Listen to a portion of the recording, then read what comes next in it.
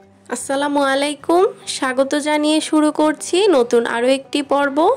তৈরি করে দেখাবো চিকেন তান্দুরি মশলা। শুধু তান্দুরি কিন্তু আমরা কম বেশি সবাই বাসায় করে খেয়েছি, তবে এভাবে মশলা দিয়ে একবার করে খেয়ে দেখবেন, আশা করছি ভালো লাগবে। তো চলুন তাহলে আমার রেসিপিটি দেখে নেই। এখানে আমি 3 পিস মুরগির মাংস নিয়েছি আর মাংসগুলোকে এভাবে একটা ছুরি দিয়ে কেটে নিয়েছি, এতে করে মাংসের ভেতরে মশলাগুলো ঢুকলে খেতে ভালো লাগে।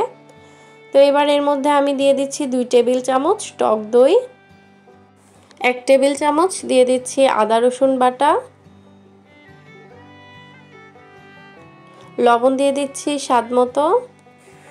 এখানে আমি 1 চা চামচ নিয়েছি ধনিয়া গুঁড়া, 1 চা চামচ জিরার গুঁড়া, 1 চা চামচ লাল মরিচের গুঁড়া। এরপর দিয়ে দিচ্ছি 2 টেবিল চামচ তান্দুরি মশলা,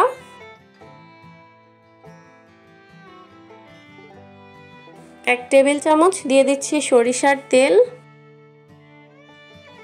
এবার এই সব কিছুকে আমি খুব ভালো করে হাত দিয়ে মাখিয়ে নিব।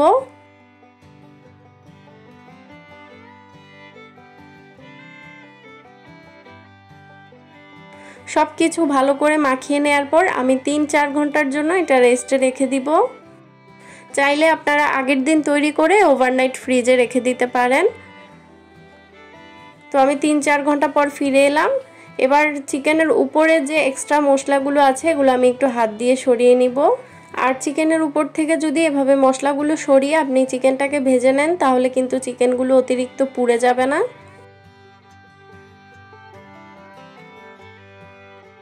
তো এবার একটা প্যানে আমি আগে থেকে তেল গরম করে নিয়েছি, এরপর এর মধ্যে চিকেনগুলো দিয়ে দিচ্ছি।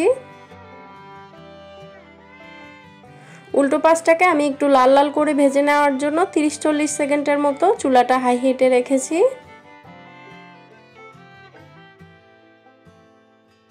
তো এবার চিকেনগুলোকে উল্টিয়ে নিব। খুব বেশি সময় রাখলে কিন্তু চিকেনগুলো পুড়ে যাবে।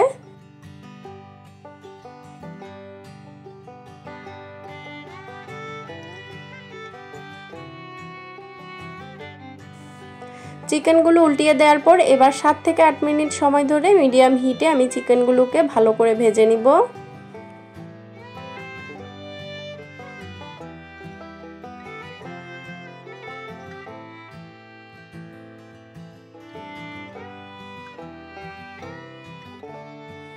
প্রায় 9 থেকে 10 মিনিট সময় ধরে আমি চিকেনগুলোকে উল্টিয়ে পাল্টিয়ে এরকম লাল লাল করে ভেজে নিয়েছি। আমার চিকেনগুলো কিন্তু খুব ভালো করে সেদ্ধ হয়ে গেছে।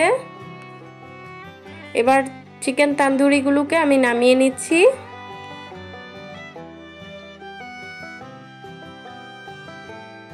এবার তান্দুরি ভাজা হাঁড়িতে আমার যে মশলাগুলো পোড়া গেছে এগুলো আমি উঠিয়ে নিচ্ছি।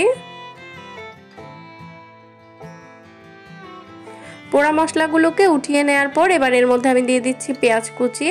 পেঁয়াজটাকে আমি হালকা একটু ভেজে নেব।